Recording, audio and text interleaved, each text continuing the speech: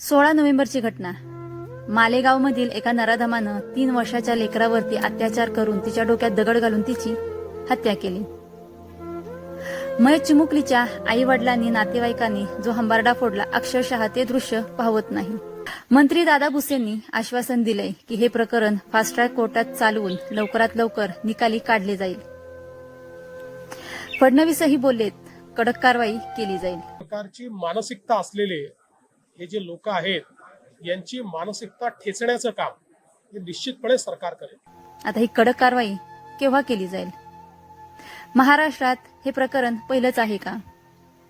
एका महिन्यापूर्वी सातारा सासवाडे येथे एका नराधमानं 13 वर्षाच्या मुलीवरती अत्याचार करून तिच्या डोक्यात दगडी जातं घालून तिची हत्या केली. त्या आरोपीवरती गुन्हा सिद्ध आहे. त्याला तुम्ही काय शिक्षा केली?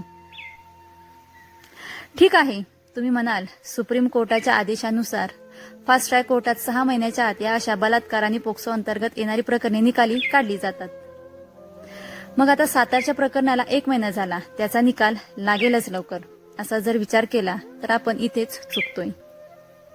सप्टेंबर 2024 मध्ये एक प्रकरण झालं होतं. चोपडा जळगावमध्ये एक 12 वर्षाचं लेकरू. 2 बहिणी शेतातून घरी जात असताना एका नराधमानं मोठ्या बहिणीला ओढून नेली आणि तिच्यावरती बलात्कार केला आणि तिच्या डोक्यात दगड घालून तिची हत्या केली. त्या आरोपीला अजून शिक्षा झाली नाही. आता आपण थोडंसं जर मागे गेलो तर गडचिरोलीच्या आदिवासी भागात 5 वर्षापूर्वी एक 5 वर्षातील शाळेतील मुलगी शाळेतून घरी येत असताना एका नराधमानं तिला रस्त्यातून ओढून नेली आणि तिच्यावरती बलात्कार केला आणि तिच्या डोक्यात दगड घालून तिची हत्या केली. 5 वर्ष झाले ही घटना पोक्सो अंतर्गत फास्ट ट्रॅक कोर्टात चालू आहे. या सगळ्या प्रकरणात आरोपीने गुन्हा कबूल केलाय, पण या आरोपी नराधमांची प्रकरणे निकालात नाहीत. या असल्या माणुसकीला काळिंबा फासणाऱ्या घटना घडल्यावर समाजात संतापाची लाट तयार होते. आरोपीला भर चौकात फाशीची शिक्षा देण्याची मागणी होते आणि ही साहजिक गोष्ट आहे. नियमानुसार कायदेशीर प्रक्रिया ही केली जाते.